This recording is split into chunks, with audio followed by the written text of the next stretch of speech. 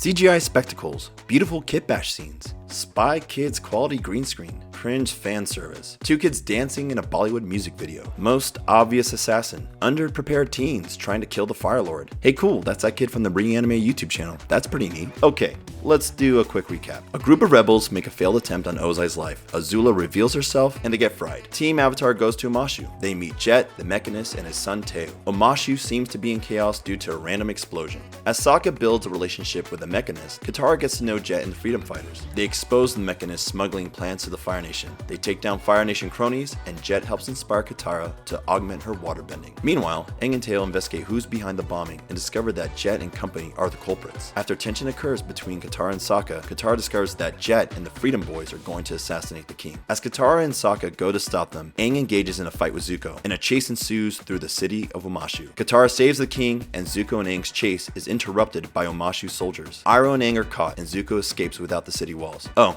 and we get a new side story with Azula and the girls. Alright, let's talk about the things we liked. Scenes that were shot on real sets and physical locations look really good. They always do. I really appreciate the attention to detail that was given to Teo and his father's home. Carefully designed physical props are scattered throughout the set, and you can even see hand-drawn blueprints of gliders on the wall. These small elements amplify the setting of this character's life as a contemporary engineer. You have to love and appreciate details like this, and I definitely know the actors do too. It makes their job a lot easier. Outstanding work by the stagecraft and set design team. Good work, fam. Another thing that becomes more evident in this series is that they really nailed the casting. A lot of good talent is seen here. Teo, the Mechanist, and Jet are all excellent additions, and their performances are solid. Based on the short glimpse we get of Elizabeth use Azula in this episode, she does well. It really just depends on the writing and the direction they give her that will determine her overall performance. As for the depiction of Ty Lee and May, we really don't see enough of them, and I think it would be unfair to judge the actress's presentation. Ian Owsley continues to impress. Even where his lines are lacking, his expressions are priceless. Honestly, this actor does an amazing job. Also, another thing I noticed is that it looks like they actually took time to weather the costumes for this episode, and as a result, they look really good. As opposed to the first couple of episodes where everyone's clothes look brand spanking new as if they were fresh off the rack from Joanne Fabrics and Crafts. Though I will say it looked like they ordered Jet's costume right off of Amazon. Maybe they ran out of budget or time, I don't know. All in all, the actors and performances are great, the set designs are beautiful, and the VFX are fantastic as ever. So here's my gripe. I still stand by what I said about the visual effects being spectacular, because they are. But if you don't set up your VFX department for success, they will not be able to deliver. These are the worst set extensions we've seen in the series yet. The green screen looks horrendous. This scene in the market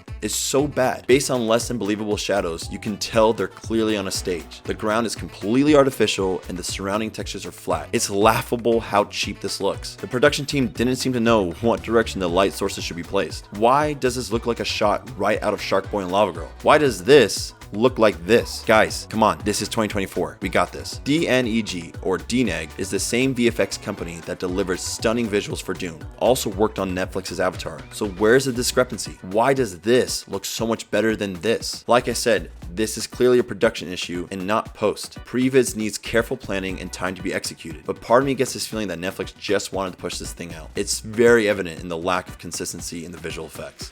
Something I'm noticing in the series is confusing character elements and behaviors. Like, why would the Fire Nation spy burn blueprints? Does he have the memory of an elephant? And is he able to draw up the hot air balloon mechanics off the top of his head? Plus, why are they meeting in secret in the wide open market and he's clearly the only one wearing red on St. Patrick's Day? Like Jet indicated in the beginning of the episode, Katara and Sokka's blue clothing stand out like sore thumbs in green Central Omashu. So much for being clandestine. Yeah, I don't get it. In this scene, Jet is helping Katara find motivation to enhance her waterbending, and he encourages her to focus on good memories of her mother. In this moment, we expect Katara to do something unprecedented, perhaps perform a more advanced technique, demonstrating that her character is evolving. But she does this, something she just did literally right before earlier in the episode. As far as we know, she already is capable of launching water projectiles at targets. Not much of a development is witnessed here, but we're left to expect some sort of progression has transpired. Maybe pleasant memories of Katara's mom don't actually help.